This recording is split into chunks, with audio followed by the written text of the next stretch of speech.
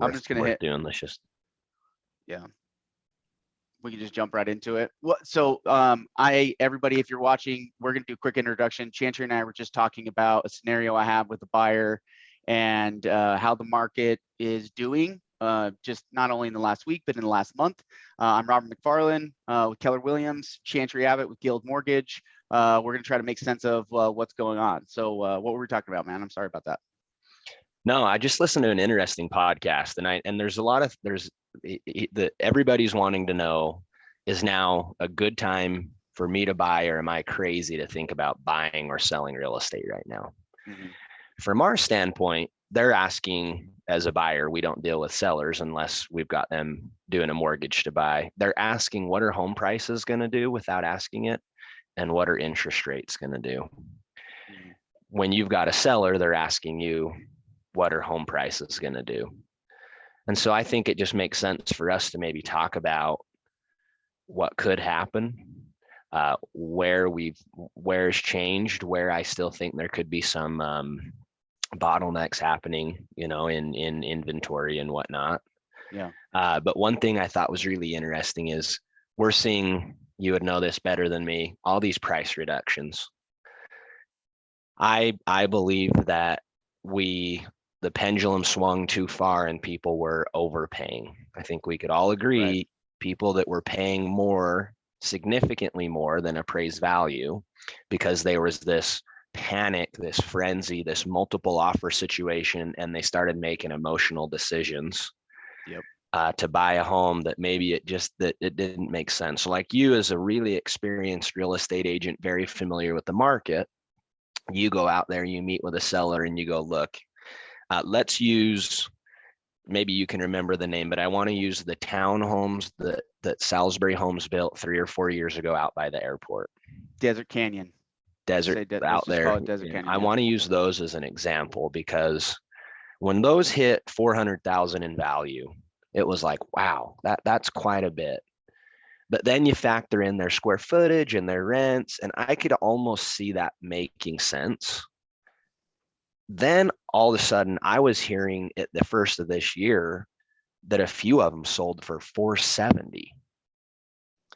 I don't ever truly believe the value was 470. I believe the value was 420. If you think about what it would cost to rebuild that same home. Here, I'm gonna pull this up real quick, and we're just gonna look at it. Are you talking about these ones right here, like the Chevelle Yeah. Lane, Yeah. Desert Bluffs?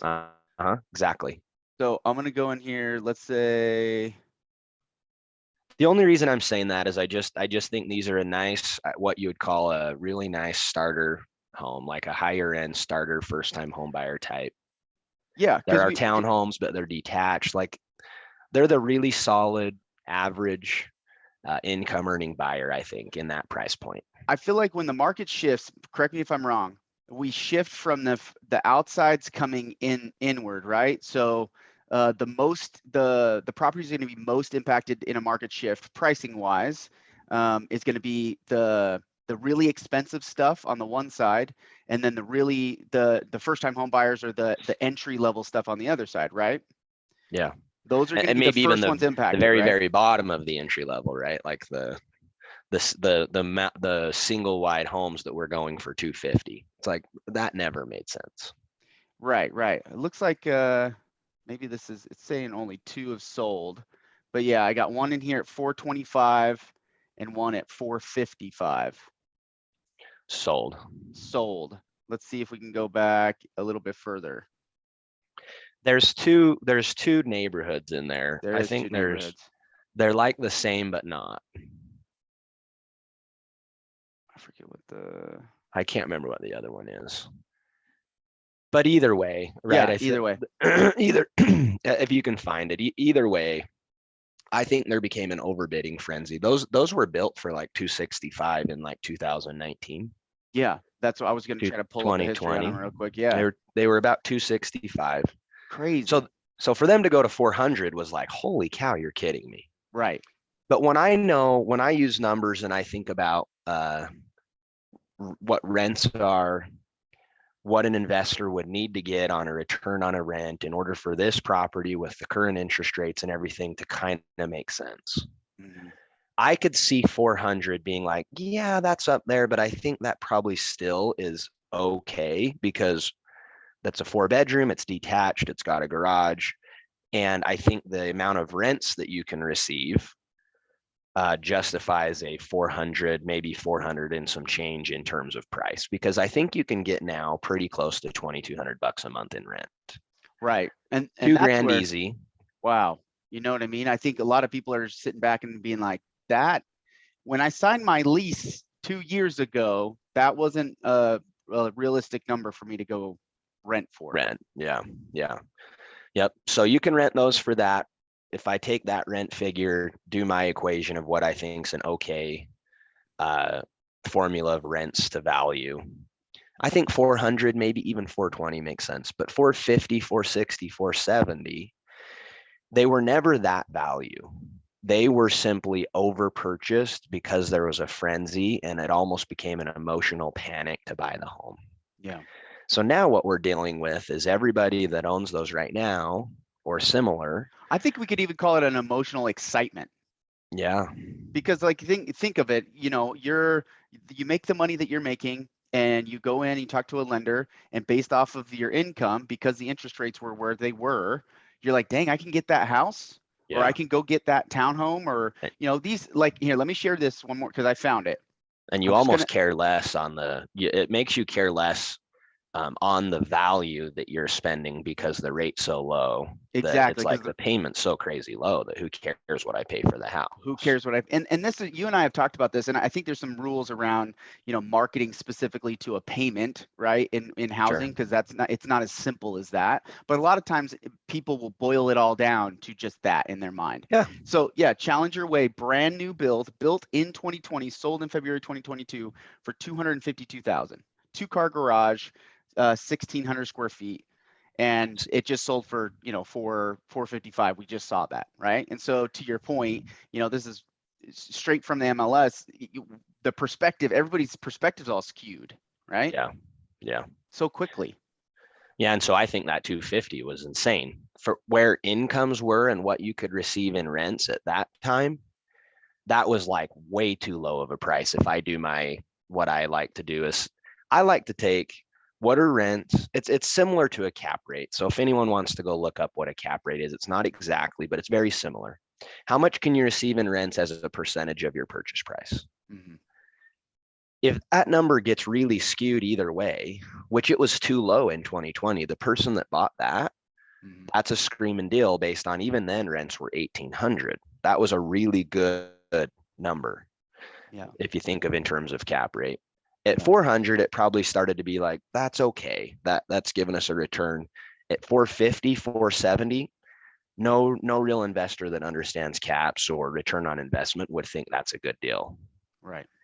And so the buyers got that emotional excitement to buy, in which they overpaid. Mm-hmm. So now everybody's flooded to the market to sell their properties. So they're connecting with you to sell their properties, and they're looking at, well, let's just pull it up. These ones sold in February for 455. So that must mean that's what I can sell mine for. Yep. It's like, guys, what happened was that seller got really lucky and they happened to just accidentally exactly hit that buying frenzy window when people were overpaying. Mm-hmm. The reality is that home was never truly should have been valued at 455. It should have been around 4. Mm-hmm. So now that person, they're not going to listen to that, the owner, right? They're going to be like, well, they're 455. We're going to list ours at 450 at least. And then it doesn't sell. And then you, as their agent, have to start talking about price reductions to get down to current market. So just because, So hold on, let me back you up just 1 second. So you had said it shouldn't have been priced that, right? That wasn't the real value. But I also sit down in front of sellers all the time and say, hey, the value of your house is not what, there's 5 different ways of describing value, right? What your neighbor says, what a estimate says, what the tax record says, right?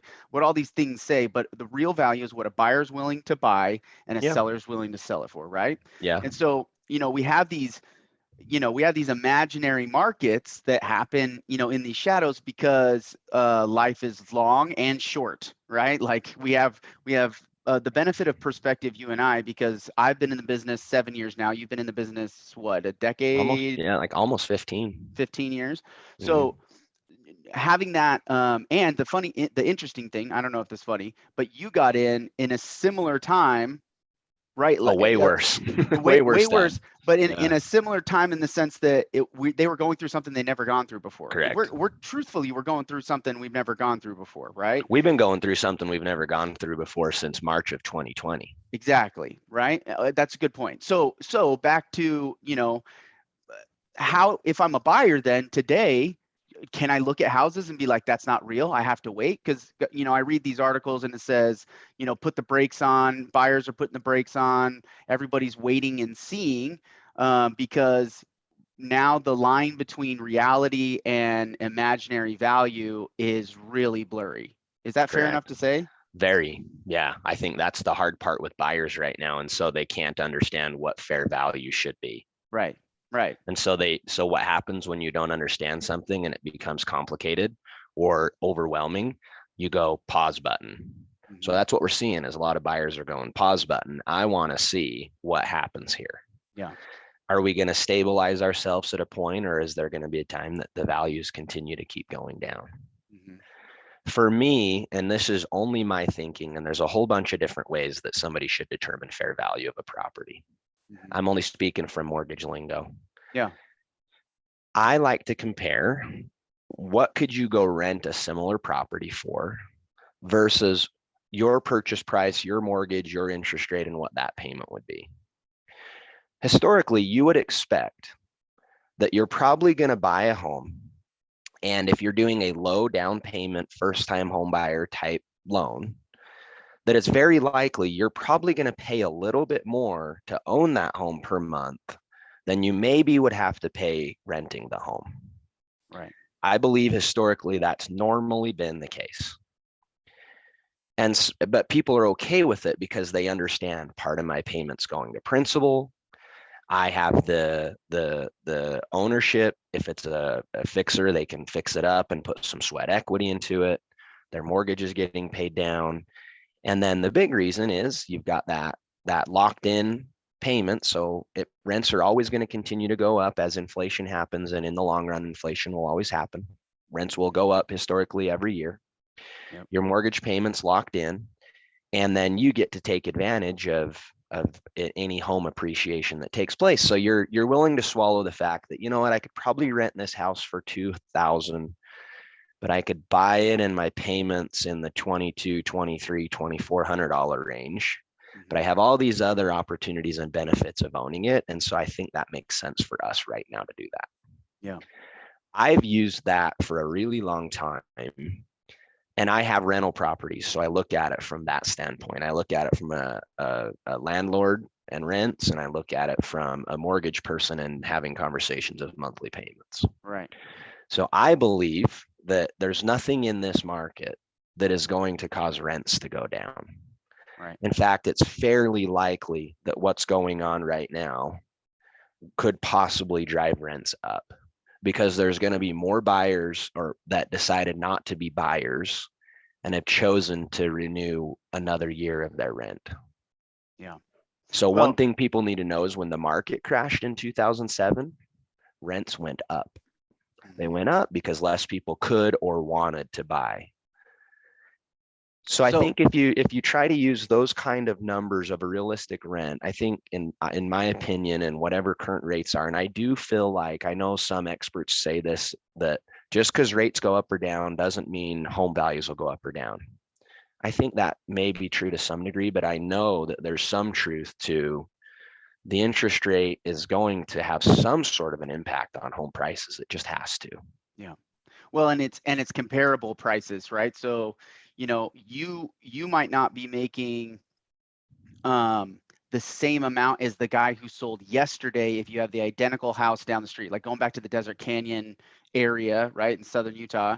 That those homes, a lot of them, they're just the same house, they're just row houses, right? Everything's the Yep. same. So, the guy who sold in February, they made the best dollar, right? They got their best sales rate. That's Yeah. probably Yeah. not necessarily going to happen over the next 6 months. No. Now, you wait time. As long as time goes, eventually we potentially will get back there, but that exact house is probably going to be worth less. So Yeah. if I'm the media and I look at just the numbers, right? If I was just do a static summary and you look at all the homes from last year to this year, you're still going to see an appreciated pricing, right? You're going to look at the macro and say we appreciated 9% last year versus 31% the previous 12 months, right? And you're like, oh, well, home prices still went up. But the guy on Challenger Way doesn't feel that because he's like, I got, $15,000 to $20,000 less potentially for my house than the guy down the street did right when he sold, and I missed Yeah. my window. So, Yeah. that's where that pain and the conflicting stories, there's a gap there that we have to cross, because the boots on the ground story is you lost money, Yeah. but we didn't lose money until we decided to sell, right? That's the Yeah. the classic. You never lose money until you decide to sell. Well, Yeah. it's doesn't make the pain any less, right? And nobody's sticking their heads in the sand when it comes to the value of their house, right? Nobody wants to be in the dark as to what's going on in the industry. And so with the news media pumping out article after article and Facebook message after Facebook message, I need to stop following real estate agents on social media, because like it's just full of like 90 bazillion different Yeah. takes on the market, Yeah. right? Exactly Yeah. what we're doing right now. Yeah.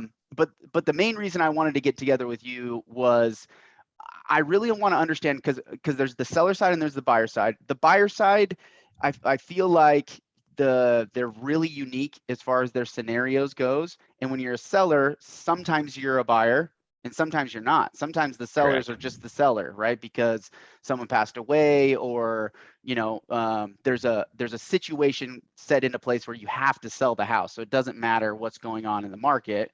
So, but I want to see how I can help them understand why their house might be $20,000 less than the guy down the street.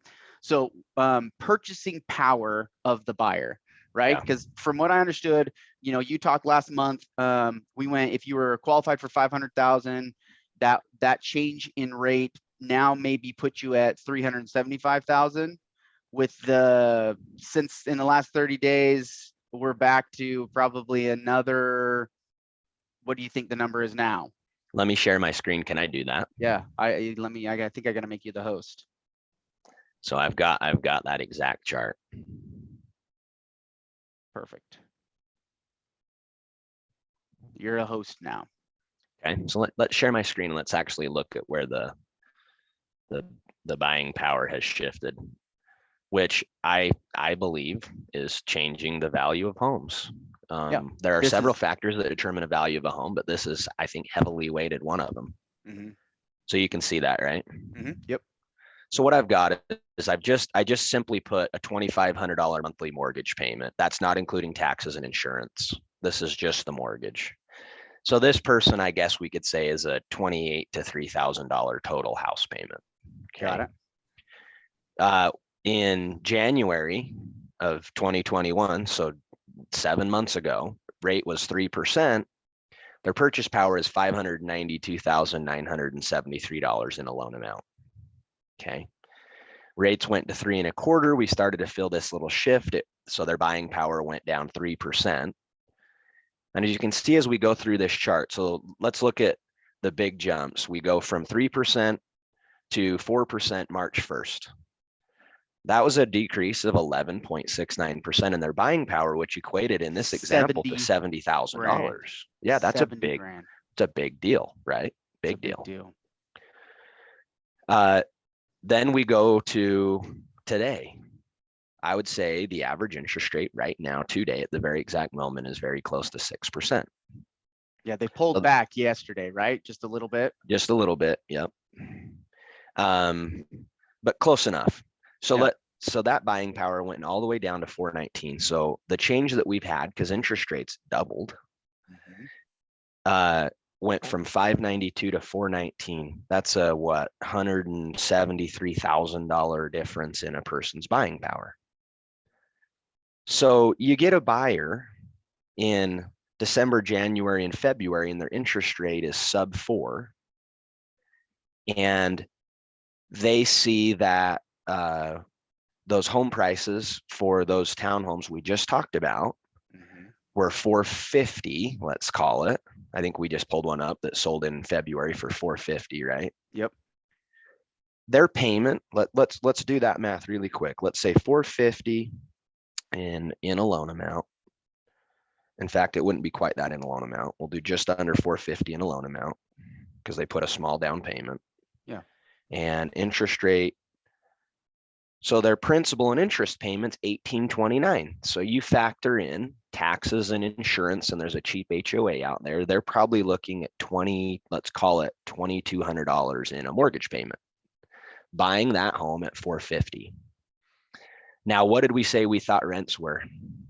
Yeah, on probably those?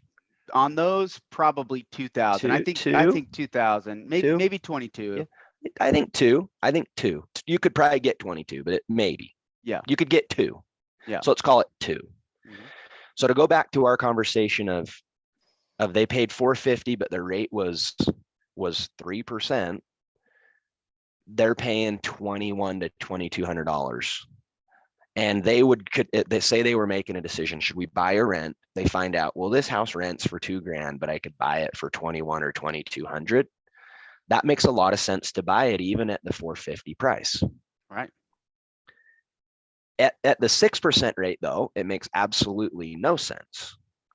Now they've got a $2,800 house payment, or they could go rent the same thing for $2,000. They're going to choose not to buy that house because that just doesn't pencil anymore. Yeah. So then if we do the math, what would that house have to go to? Let's say rates do stay at 6%. What would that house have to go to have that $2,200 payment?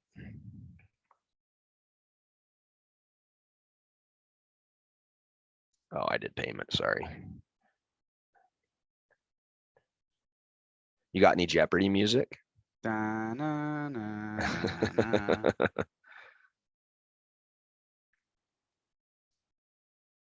That house would have to go to about 325. Now, do I think they're going to go to 325? I guess anybody could say what they think. I personally believe no. Well, because then the only reason they go 325 is because the seller said, I want to sell it at 325, right? They couldn't, because the market is still dictated by what a seller wants to sell it for, what a buyer's willing to pay for it. So if the buyer's not willing to pay for it unless it's at 325, then the seller's like, fine, I'll just stay here. I still have a house. I still can, I still have great access to the best parts of Southern Utah because Sand Hollow's over here and it's 8 minutes to Walmart on this side, right? That's a great location in town. Why would I move? And I think that this is that mix, right? Supply and demand. When you soak up the demand, because that's what they're doing, right? Is they're saying, hey, we have this influx of demand.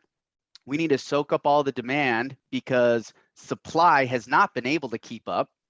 And now supply is going to be able to catch up, but at some point supply stops moving up, right? Yeah. And so if I was to pull up Flex right now, here, let me, how do I minimize when you're sharing my screen here?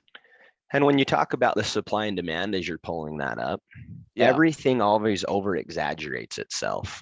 Right. The analogy I want to use is you're driving down the highway and you about run into a semi head on and you overcorrect yourself into the right lane really hard. Yeah. That's what happened when COVID was happening. The government took a hard right into the bank and they started pumping the economy full of all kinds of money, buying down rates. We all know that person that owned a business that got hundreds of thousands of dollars and they're like, I don't even know why I got this money, but they gave it to me. Yep. And now the government's going, oh my gosh, inflation's out of control. Look what's going on with things. Inflation's a bigger problem than a recession. Inflation, because people can't afford to live, especially those on fixed income or in a career that their income can't continue to grow with the cost of everything. Yeah. So the government then takes the car and it swerves it over to the left, and it doesn't swerve it to a point where it's back on the road. That would be nice. Yeah. It swerves it to the point where we're in the left bank now, which I currently believe we are. Yeah. We're in the left bank of panic mode to raise rates and to slow this inflation. they're like, we almost want to go too far, too extreme to get way out ahead of this. And as soon as they do, I believe, and it just depends on who you ask, who you believe, I think we'll slowly drift back into the middle, which means we start to see a little bit more balance from a rate standpoint, a little bit more balance in reality from a housing price standpoint. But we're like just all over the road for just a second. Yeah. There is a chance, though, that if I'm a buyer right now, and I don't think as a home buyer, you should determine what's going on with the market as a whole, whether now's the right time for you to buy a house or not. I think that you should take your personal financial situation and you should decide, is this the right time for us to buy a house or not? Yeah. As a buyer, you've got some negotiating power right now because there are some motivated sellers that aren't getting their house sold, that they just need to sell it. I think that there is a chance one of two things could happen with interest rates. They could continue to stay overcorrected in the left lane and rates end up at 8%. If rates are 8% a year from now and you bought, and you know what, maybe the market was going to settle and I may have paid a few dollars more than I thought I would needed to pay for the house, but the payment made sense to us and it was just the right time for us to buy. If rates go to 8%, you're stoked that you've got a 6% mortgage. I believe it's very likely, more likely, that we end up at, say, 4% or 4.5% or even 5% in mortgage rates. The person that bought, they just simply refinance.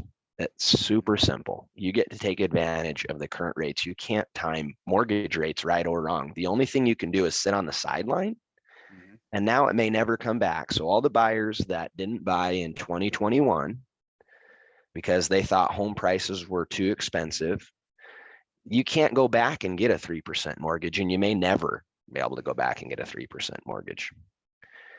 But if rates go up, this is true. If prices went to 325, right? We talked about the house having to go to 325 to match that. That's not happening either.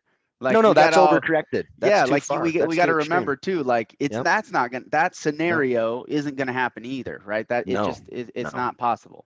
No, that scenario isn't going to happen either. And then to go back into about prices of homes, right? We're in this overcorrected, crazy state right now. And so there's price reductions, and there's going to end up being some really good opportunity as we're going down in this. We went from a frenzy to buy, and now I almost feel like maybe there might be a frenzy to sell. Yeah.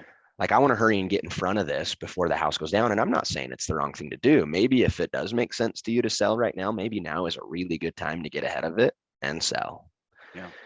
So it's almost like, I think there's this frenzy to sell. And so we're going to have some homes flood the market and some price reductions and some competitiveness. We but still that's have going to less go than 1,000 we have less than 1,000 homes in Washington County. Washington County only. Our MLS is over 1,000. A lot of agents are saying, oh, we're over 1,000. We're not over 1,000 in Washington County, right? Our specific county, we're still 805, right? So we're close to it, but we're used to hovering around 1,500, and we probably should be more than that. You're saying that. If we took the last 2 years and just pulled it out, and in 2018 or 19, you or I heard there were 800 or even 1,000 homes available, we'd be like, oh my gosh, we have no homes. Home prices are going to be going up quickly, right? Yeah, right. We're still in, and that's why this home isn't going to go to 325.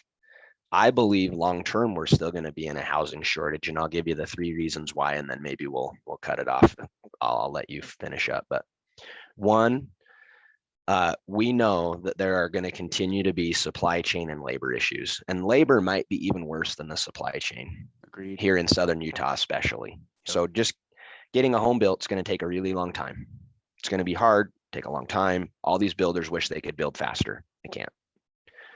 2, what about all these people that did buy and they have a mortgage at 3 or even sub 3% in rate? That's going to be really difficult to sell that home. So they're probably going to, maybe they would have liked to move up into a better home right now. Maybe their family grew and it's time to get out. Let's say they bought one of those townhomes and it's time to get into a home with a bigger private backyard, maybe an extra bedroom. But they're like, it's just too hard for us to sell this home in this really low monthly payment we have because we have a 3% mortgage. So I believe that they're going to hang on to that house longer than they normally would have. They're going to just gut out the house they're not in love with. And then I believe at some point they're going to finally say, we can't take it anymore. Maybe they got a raise at work or whatever, and so they can afford a higher house payment. They're going to go buy the house they really want, regardless of where the market and where interest rates are at some point, because their family needs it. Right. At that time, they'll have a decision to make. Do I sell my house that I could make a whole bunch of money on or not as a down payment, but I have a 3% mortgage on it? Do I want to sell that house? Or the other option is maybe I'll just keep that house and I'll rent it, because it's very likely that rents are going to continue to go up. Their payment with that rate is so low that they will cash flow from a rent standpoint. And so they're going to end up keeping as a rental. So now they're taking a move-up buyer. Move-up buyers are supposed to be better for the overall real estate market inventory than a first-time buyer. Right. A move-up buyer is supposed to add a home back to the market to sell and then take one away so they break even. But I don't believe that's going to happen at the rate it's gone, because they're going to hang on to their home that has that asset, that low rate. Once you sell the house, that asset's gone forever and you can't get it back. Yeah. So I believe that that's going to have a fairly heavy impact on housing supply. And then the third one that's kind of not talked about a whole lot, and it'll be interesting to see how this continues to shake it out, is nationwide, all these huge hedge funds buying millions and billions of dollars worth of homes. So they're never even hitting the market for buyers to potentially buy. Yeah. So in the long run, I still, unless something that I'm not seeing happens, I still believe in the long run, we're going to be facing a housing shortage for a really long time.